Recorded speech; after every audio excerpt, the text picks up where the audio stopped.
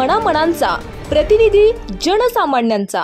बैलांचा सण म्हणून ओळखला जाणारा पोळा सण लातूर जिल्ह्यासह मराठवाड्यात सर्वत्र मोठ्या उत्साहात साजरा करण्यात आला।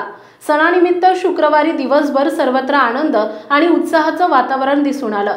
तर लातूर जिल्ह्यातील मौजे खरोळा गावातील बैल मिरवणुकीमध्ये बैल उधळल्यानं थोडा गोंधळ निर्माण झाला होता। बैल हा शेतकऱ्यांचा मित्र असल्यानं पोळा सणानिमित्त बैलाच्या अंगावर रंगीबिरंगी झूल, शिंगाला रंगरंगोटी करून त्याला नवरदेवाप्रमाणे सजवण्यात आल्याचं चित्र संपूर्ण मराठवाड्यात दिसून आलं। मराठवाड्यातील गावागावात अशा सजवलेल्या बैलांची घरापासून ते मारुती मंदिराला प्रदक्षिणा घालेपर्यंत भव्य अशी मिरवणूक काढण्यात आली। घरातील सुवासिनी महिलांमार्फत बैलाची पूजा करत त्यांचं औक्षण करण्यात आलं। लातूर तालुक्यातील मौजे गंगापूर येथे हा सण समस्त ग्रामस्थांच्या एकोप्याचं दर्शन घडवणारा आणि शेतकऱ्यांसाठी आनंदाचा दिवस मानला जातो।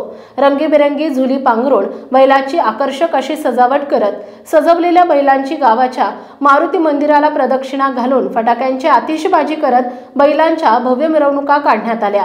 या बैल मिरवणुकीमध्ये गावच्या पाटील घराण्याचा पहिला मान असल्यानं गंगापूर येथील ग्रामस्थ गेले अनेक वर्षांपासून ही परंपरा सन्मानपूर्वक पाळतात। हे विशेष मराठवाड्यात सर्वत्र अतिशय आनंदाने हा सण उत्साहात साजरा केला जात असतानाच लातूर जिल्ह्यातील रेणापूर तालुक्यातील मौजे खरोळा येथील सणानिमित्त काढण्यात आलेल्या मिरवणुकी दरम्यान फटाक्यांच्या आवाजाने अचानक बैल उधळल्यानं सर्वत्र धावपळ आणि गडबड उडाली।